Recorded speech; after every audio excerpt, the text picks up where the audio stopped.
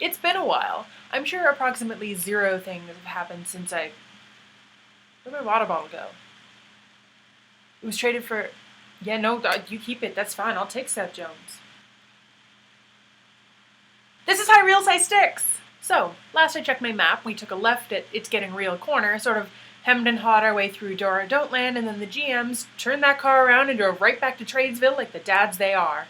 Although, at this point, you sort of always have to double-check that a trade really did happen and that it wasn't just some guy from TSN 1050 leaving their Hootsuite account open in a Starbucks. In this, as in all things, in Bob we trust. I, very conveniently if I do say so myself, waited until this entire John Scott saga was over to record a video, so you'll be happy to know that he successfully made it to Nashville to destroy the One Ring. John Scott is 2 hobbits standing on each other's shoulders inside a trench coat, right? We confirmed that? I mean, hey, if you're Montreal, you'll try anything, right? I clearly missed a lot, but I came back just as award season was wrapping up, so in true Oscars fashion, I'm going to give you all my opinions and nominations without having actually seen most of the movies. A tale of eventual success with a protagonist you can't help but root for, The Martian tells the story of this season's Washington Capitals. You're not sure if the science behind the whole thing is correct, but you're enjoying it anyway. The Revenant is a bleak retelling of this Hab season, filmed entirely in the dimming light of the Bell Center. It started out with lots of hype, until you realize that most of the hype wasn't concentrated on how good the movie was, but on how difficult the whole process was for one guy in particular. Although Carey Price is probably perfectly happy hanging out with horses, and until recently he'd won more awards than Leo DiCaprio, which is really as it should be. Bridge of Spies digs into the thrilling background espionage of how the Edmonton Oilers continue to evade the playoffs and keep getting the top pick. Or if it's not what about, then someone should really look into that. A fan favorite is Mad Max Domi, Phoenix Road, a technological masterpiece set in the fiery apocalypse of Glendale, Arizona. This understated tale of a new immigrant from Long Island trying to make it in Brooklyn stars Saoirse Ronan on Tavares' wing. Or at least I assume it does, since everybody who tried to go see it said they couldn't see half the action from where they were sitting.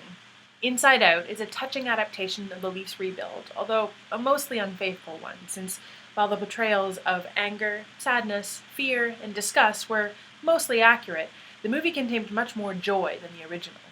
And, not having read anything about it, I assume The Big Short is just a Johnny Gaudreau biopic.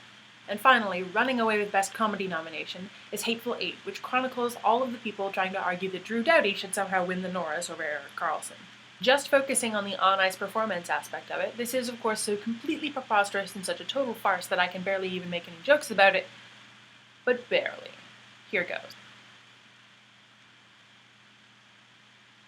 Erik Karlsson is having yet another standout season, and when I say standout, I don't mean standing out from other NHL players like a clown at a wake, although of course he is. I mean standing out from himself, already a 2-time Norris winner. Yeah, that's right. 2015-2016 schmuck Erik Karlsson has already left Norris-winning Erik Karlsson in his dust. But for some reason, quite a few people still want to follow Drew Doughty around, yelping that he somehow deserves a Norris for a few seasons of consistently decent play. Sorry guys, there's no deserve in sports. If you want to get a Norris despite not actually being better than the other guy, well then stop yelling at millennials about participation ribbons, because that's kind of what it's sounding like you're going for. There are 2 players who do the same thing, only one of them does it significantly better while receiving inferior help.